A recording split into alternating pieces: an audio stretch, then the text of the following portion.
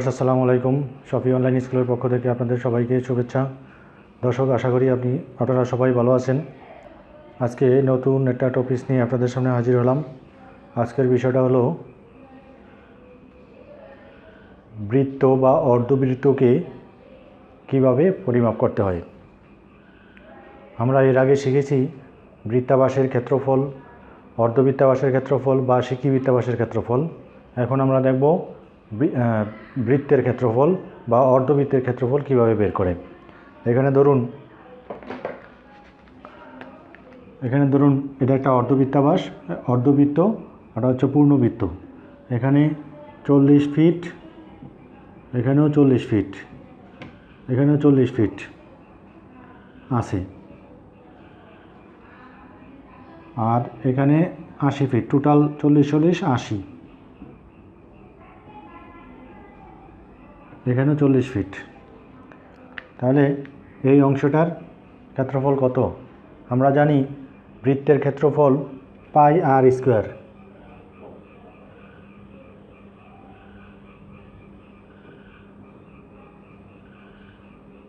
পাই আর square, আর তে radius মানে এই কেন্দ্র থেকে সর্বদিকে দূরত্ব। যেমন এই কেন্দ্র থেকে এখানে 40 ফিট, কেন্দ্র থেকে এখানে 40 ফিট, এখানে 40 ফিট। এই পাই আর এর স্কোয়ার। আর পাইয়ের মানটা তো আমরা জানি 22/7। আমরা জানি 22/7, এই পাইয়ের মানটা 22/7। আর ওইখানে ব্যাসার্ধ স্কোয়ার। তো 22/7কে 3.14 লেখা যায়, 3.14 লেখা যায়। তারপর 40 × 40, 4 স্কোয়ার মানে 40 × 40, তাহলে 4 4 16, 0 0, 1616। তো 1600 ইন্টু 3.14 কত আসে আমরা দেখি। 1600 ইন্টু 3.14, 5024 বর্গ ফিট।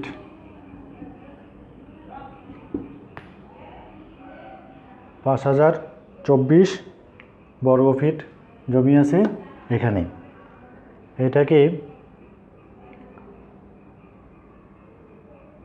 এটা গেল বৃত্তের ক্ষেত্রফল। তাহলে অর্ধবৃত্তের ক্ষেত্রফল কিভাবে বের করে? একে 2 দিয়ে ভাগ করলে হয়ে যায়, কিন্তু এই ক্ষেত্রে আমরা কিভাবে বের করব? এই ক্ষেত্রে এটার ক্ষেত্রফল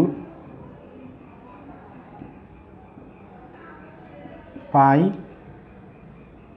আর স্কোয়ার বাই 2। তাহলে পাইয়ের মান 3.14, 1602। তাহলে 5024, তাহলে 2512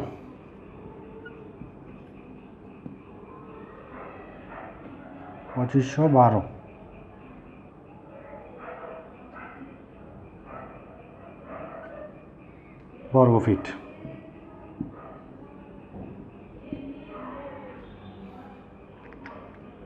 এভাবে আসে।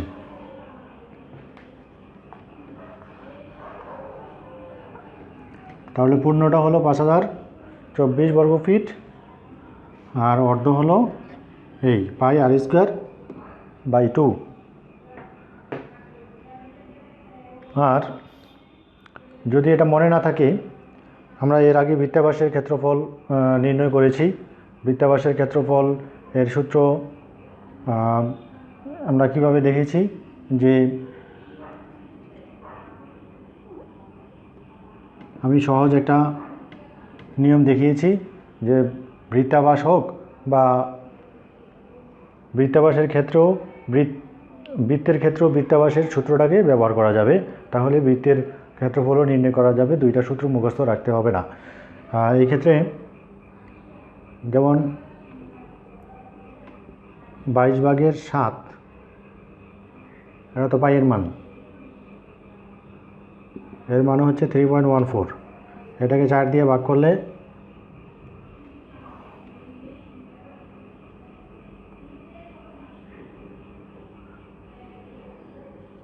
0.7857 আসে।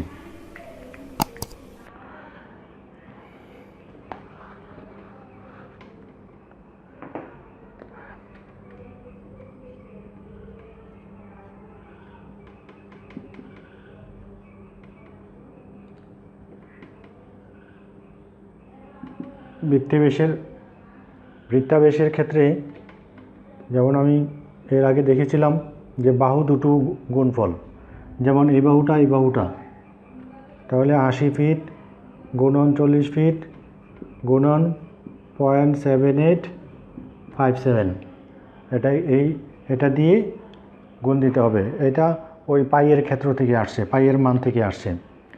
তাহলে বৃত্তাবাসের সূত্রের মতো বসিয়ে দিলে কি হয়, 40 গুণন 80 গুণন 0.7857, তাহলে 2514 আসে।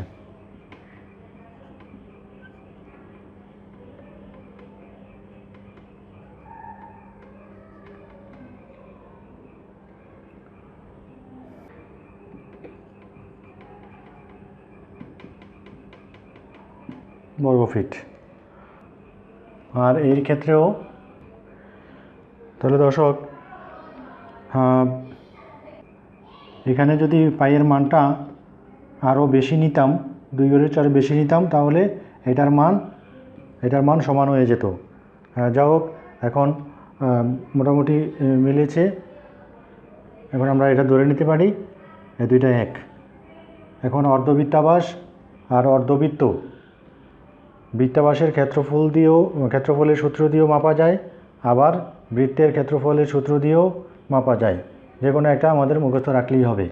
আর এটা গেল অর্ধবৃত্তাবাসের ক্ষেত্রে, অর্ধবৃত্তেরটা, এটা মিলে গেল, এটা মিলে গেল।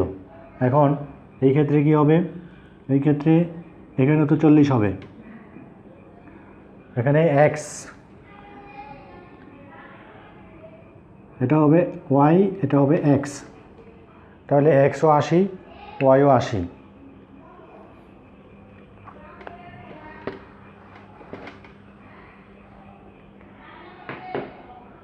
এখন এটা আমি পরিমাপ করব। 80 x এর মান, y হচ্ছে এই হইতে এই পর্যন্ত 80 ফিট, xও এই হইতে এই পর্যন্ত 80 ফিট, গুণন 0.7857, গুণ দিয়ে দেখি কত আসে। 80 গুণন 80 গুণন 0.7857, 80 গুণন 80 গুণন 0.7857, 5028।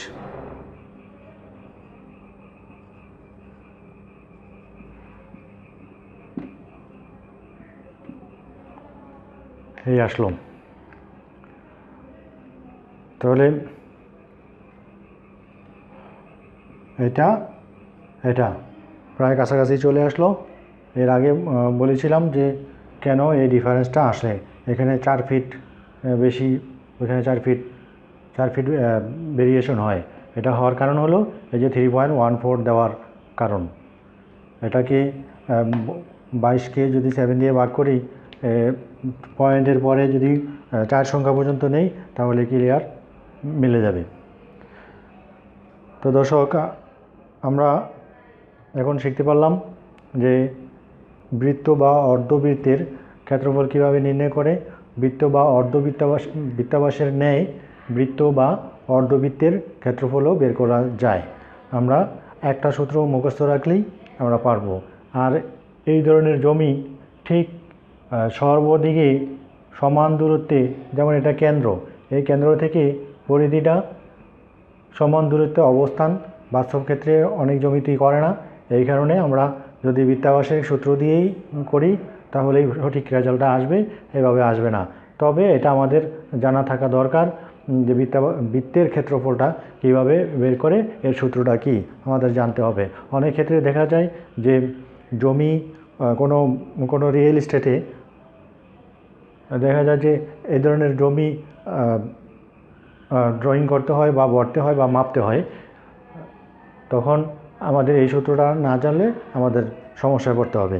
এই জন্য সার্ভেয়ারদের এই সূত্রটাও জানা থাকতে হবে যে বৃত্তর ক্ষেত্রফল কিভাবে নির্ণয় করে এবং বৃত্তাবাসের ক্ষেত্রফল কিভাবে নির্ণয় করে। দর্শক, আশা করি আজকের বিষয়টা আপনাদের কাছে ক্লিয়ার হয়েছে। যদি আজকের ক্লাসটায় একটু মাত্র উপকৃত হয়ে থাকেন, আমার চ্যানেলটা সাবস্ক্রাইব করবেন, বন্ধুদের মধ্যে শেয়ার করবেন। ফিরছি আগামী কোনো নতুন ক্লাসে। ওই পর্যন্ত ভালো থাকবেন সবাই। আসসালামু আলাইকুম।